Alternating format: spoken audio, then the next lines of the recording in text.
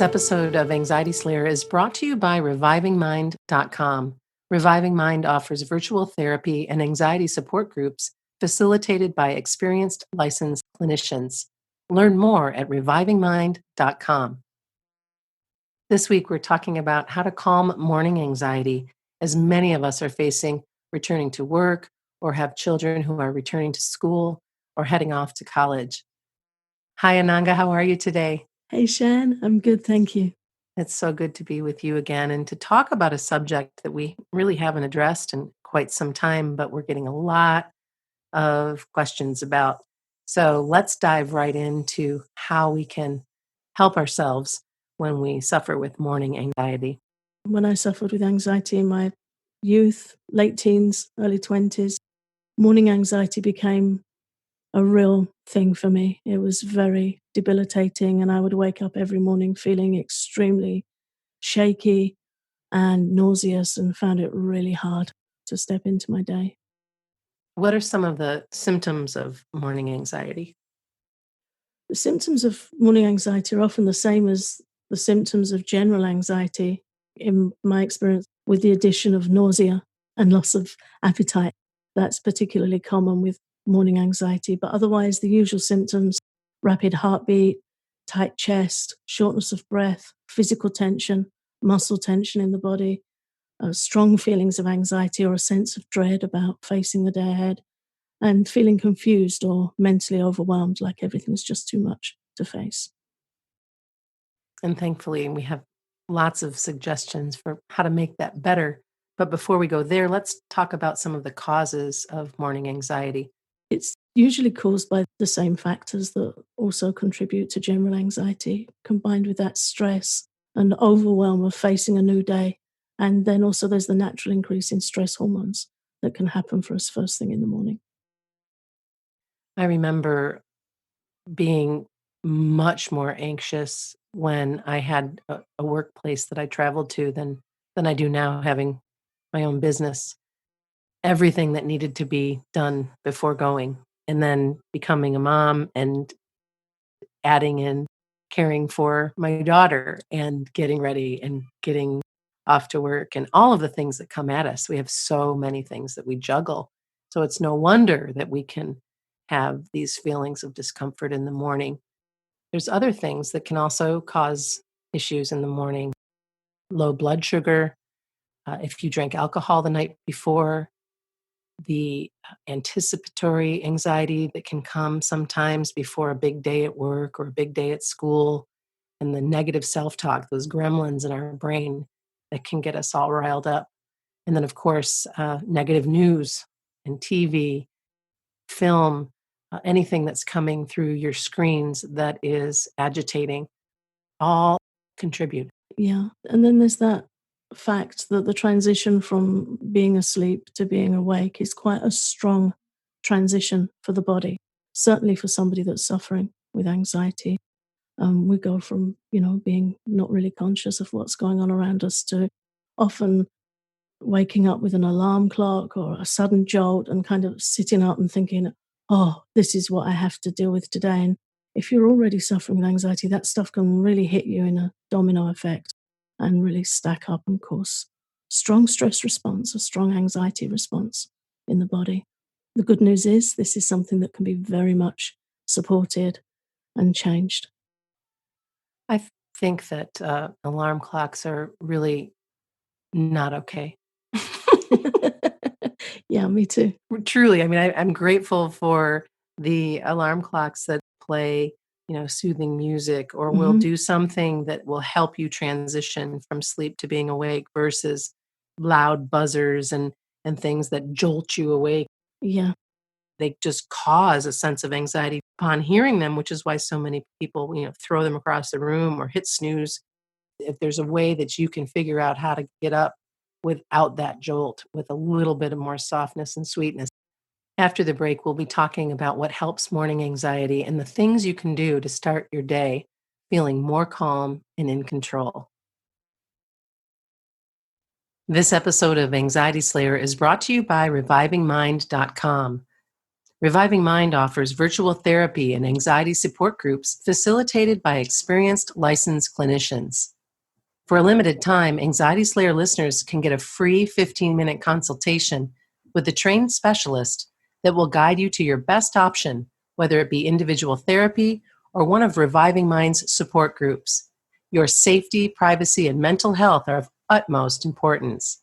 If you are inexperienced with counseling and prefer to start with individual therapy prior to group therapy, you can get 1 month of group support for free when you choose to partner with Reviving Mind for individual therapy.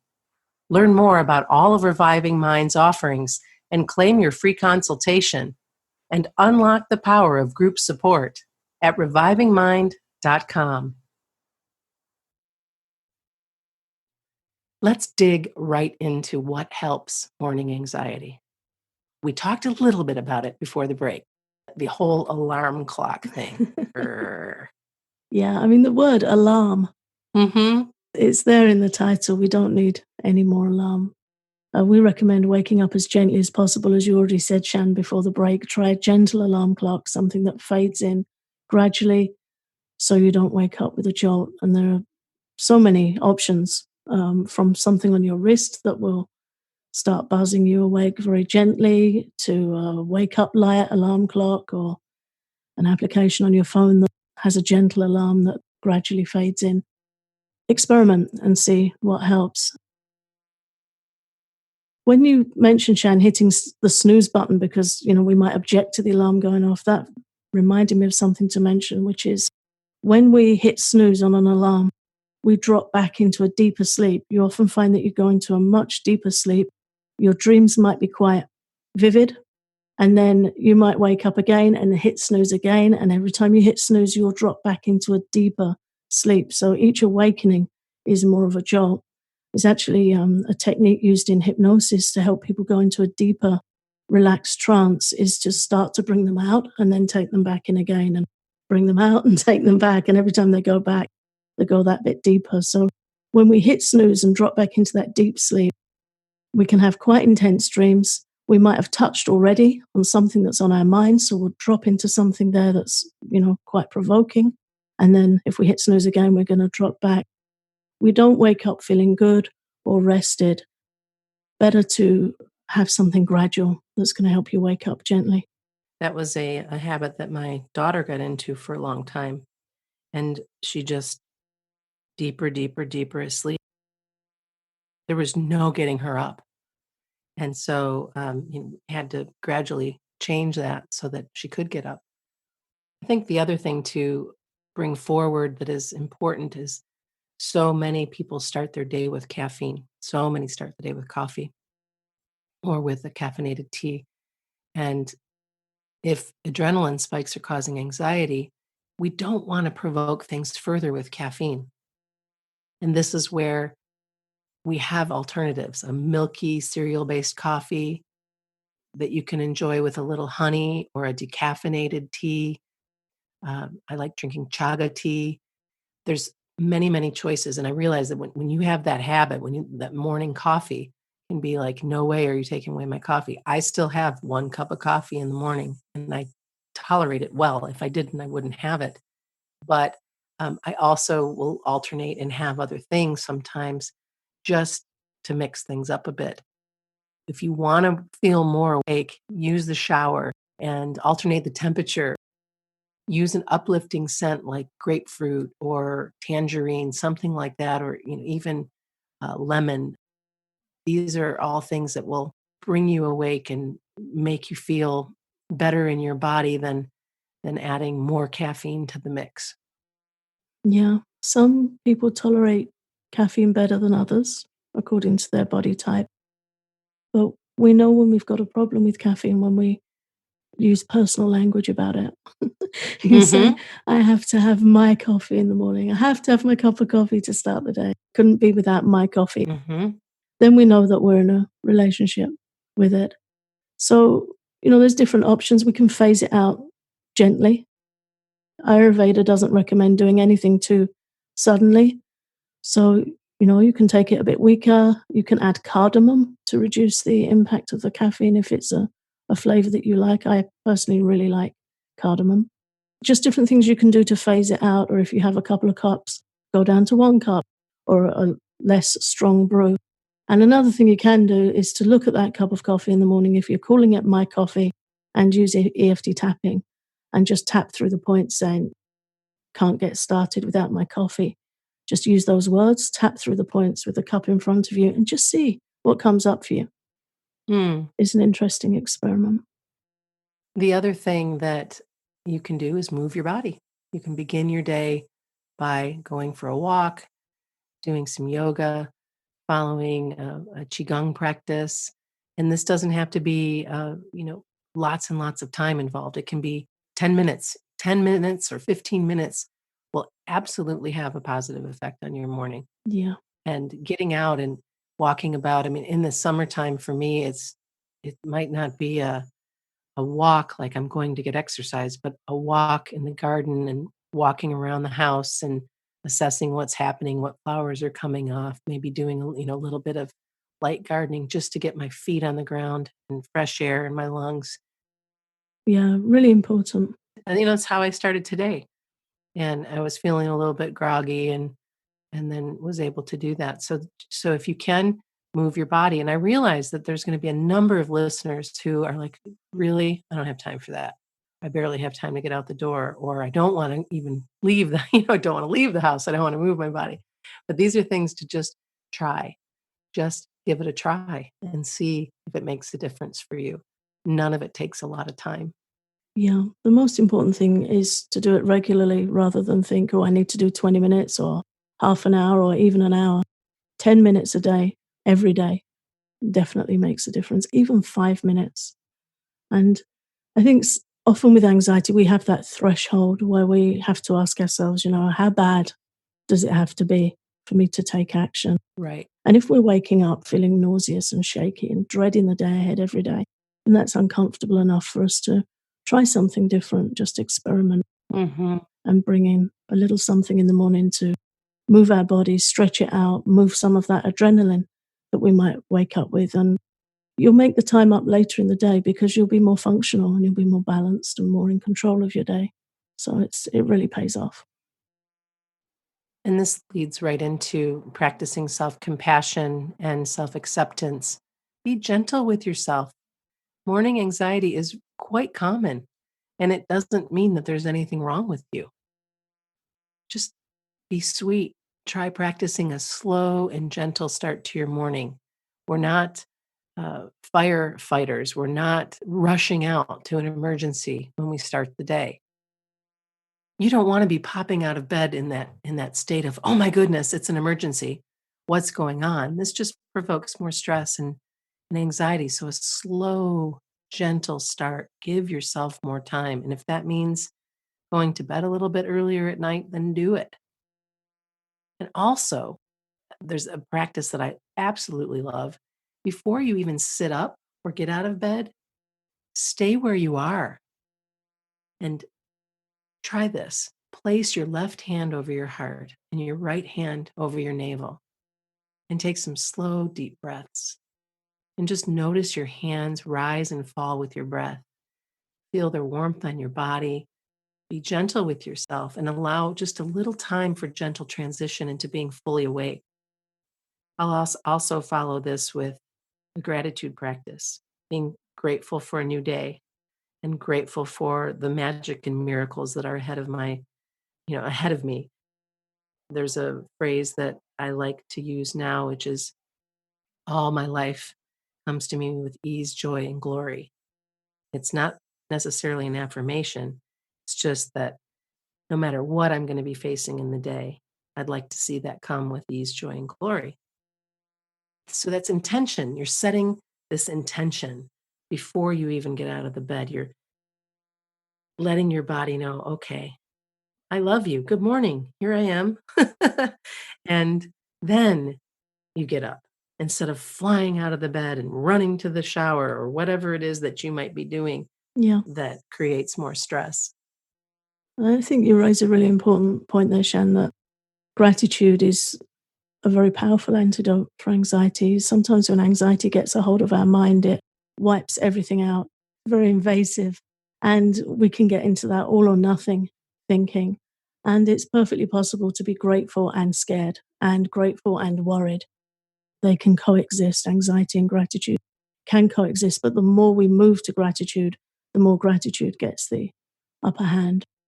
Brene Brown's done some really amazing teachings on when we feel those tender moments where we feel real connection and love for somebody close to us, and then anxiety tries to come in, and she shares that coexistence of, yes, this feels vulnerable and concerning to me, and I'm so grateful for. She doesn't even say but, it's and. Mm-hmm. This is causing me some tenderheartedness or some worry, and I'm so grateful for. And I think that's a really powerful practice. Yeah, it is, because it doesn't have to be either or. It is both. Yeah. And life is both. Life is both. And if we allow ourselves that understanding that I can feel anxious right now, but I also love and accept myself. I can Hmm. feel a bit stressed, but I also can give thanks that I have the support that I need, the tools that I need, this podcast, my partner, my friend, what have you. And to remember that we're always in that loyal dance, that dance of life, which is a balance. And it's just where we are. And if we can identify that, this all or nothing thinking, and really do our best to eliminate that, oh my goodness, it changes everything. It really does. It really does bring a softness and a support, a sense of support in. Nutrition is also really important. And I know, again, I'll bring up eating breakfast, and some people will say, but I can't eat breakfast because I feel nauseous, or because I just can't imagine eating something. And that will change if you give yourself more time in the morning. But we recommend that you eat breakfast and allow the extra time that you need to have something that will help you stabilize your blood sugar, like whole wheat toast or oatmeal with cinnamon. You want to avoid breakfast that will spike your blood sugar initially and then cause a drop mid-morning. So donuts or danishes or things like that are Yes, cereal. cereal, exactly, not in your best interest. So if you can just, even if it's something light, my husband doesn't like to have breakfast in the morning, but he will have a slice of rye toast. He'll get something in there. And then will do much better throughout the day as he gets to lunch than when he doesn't have a piece of toast. Yeah. And if there's morning nausea, which I have had experience with myself, and it's very challenging. Sadly, I didn't know this at the time, but have since learned that if we take some hot water with a couple of slices of ginger or a couple of slices of lemon and start sipping that as soon as you've, cleaned your teeth and started getting going for the day, that really helps settle the stomach. And then tapping under the eye on the EFT tapping point that's under the eye, you can find the diagram at anxietyslayer.com/EFT. Just tapping there and taking steady breaths. That point is on the stomach meridian in Chinese medicine. So it's very good for calming anxiety in the stomach, calming nausea in the stomach. You can start as soon as you feel nauseous, just take some warm water with a couple of slices of ginger and start tapping under your eye, taking steady breaths, and that will help settle the nausea. And EFT tapping is going to help you even if you don't feel nauseous. You can use it to clear your mind, to release the worries of the day before you go to sleep, to start your day. Tapping can really help you feel more calm and positive about the day ahead. So remember how versatile tapping is.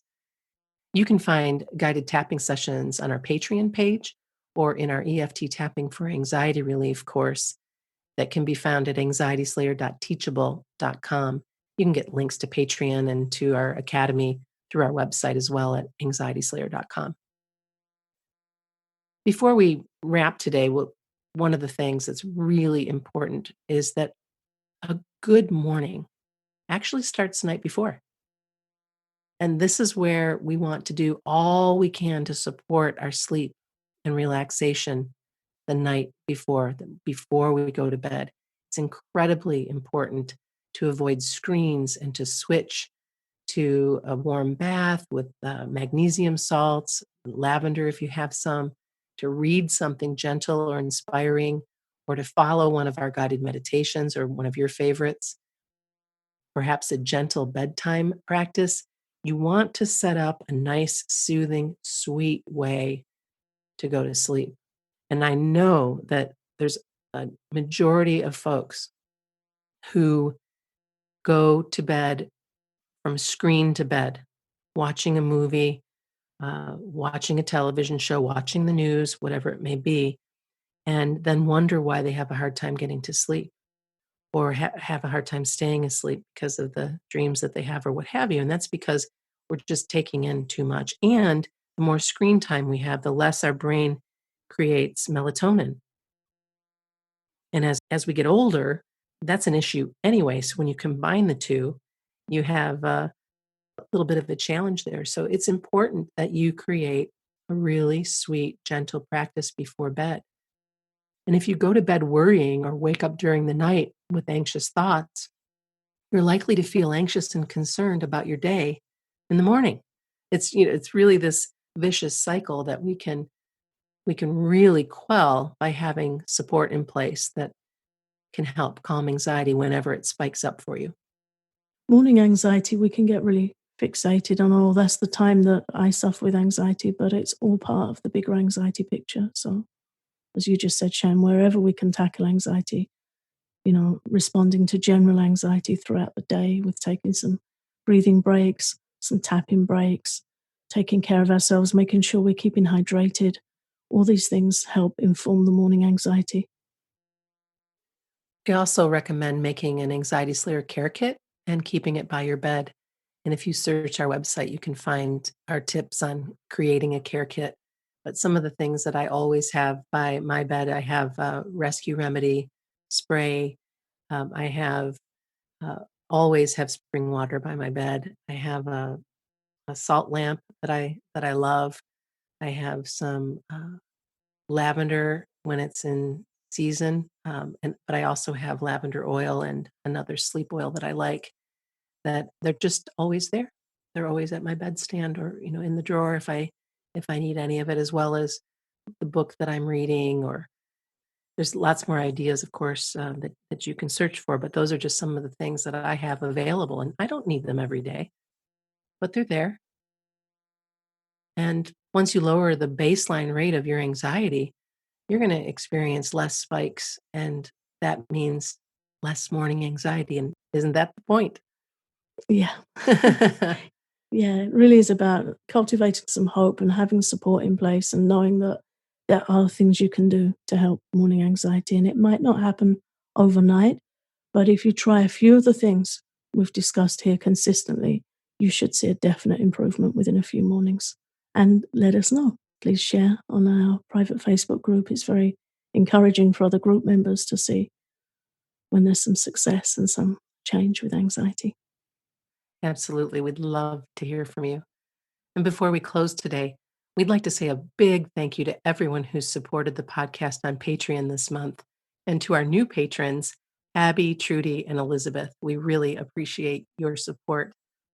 And if you find the Anxiety Slayer podcast supportive, we hope you'll consider becoming a patron. We have over 50 Anxiety Slayer downloads available on Patreon, including our guided relaxations, tapping sessions, and lots of extra resources for calming your anxiety.